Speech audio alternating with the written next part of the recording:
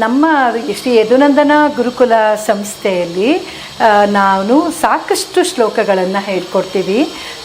ಹಾಗೆ ನನ್ನ ಕಡೆಯಿಂದ ಲಕ್ಷ್ಮೀ ಹೃದಯ, ನಾರಾಯಣ ಹೃದಯ, ಆಲ್ಮೋಸ್ಟ್ ನನ್ನ ಕಡೆಯಿಂದ ಎಲ್ಲ ಇರುವಂಥದ್ದೆಲ್ಲ ಲಕ್ಷ್ಮಿಗೆ ಸಂಬಂಧಪಟ್ಟಿರೋದು. ಲಕ್ಷ್ಮೀ ಸಹಸ್ರನಾಮ, ಲಕ್ಷ್ಮೀ ಶೋಭಾನೆ, ಹಾಗೆ ಲಕ್ಷ್ಮೀ ಹೃದಯ, ನಾರಾಯಣ ಹೃದಯ, ಲಲಿತಾ ಸಹಸ್ರನಾಮ, ಹೀಗೆ ಸಾಕಷ್ಟು ಶ್ಲೋಕಗಳನ್ನು ಹೇಳ್ಕೊಡುವಂಥದ್ದು. ಲಲಿತಾ ತ್ರಿಶತಿ ತುಂಬ ಶಕ್ತಿಯುತವಾಗಿರುವಂಥ 300 ನಾಮಾವಳಿಯನ್ನು ಹೇಳ್ಕೊಡುವಂಥದ್ದನ್ನು ಮಾಡಿದ್ದೀವಿ.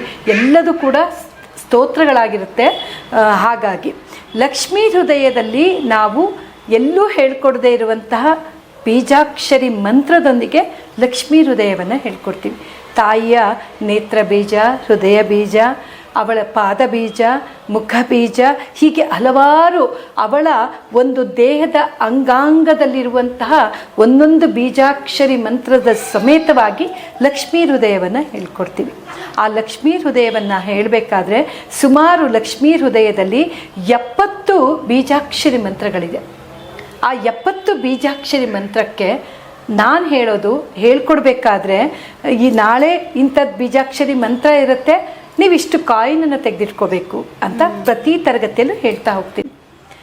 ಸುಮಾರು ಪೂರ್ತಿ ಮುಗಿಯುವಷ್ಟೊತ್ತಿಗೆ 70 ಬೀಜಾಕ್ಷರಿ ಮಂತ್ರ ಆಗುತ್ತೆ ಅಂದಿದ್ದೀನಿ. ಹಾಗೆ 70 ಕಾಯಿನನ್ನು ಕೂಡ ಇಟ್ಕೋಬೇಕಾಗುತ್ತೆ.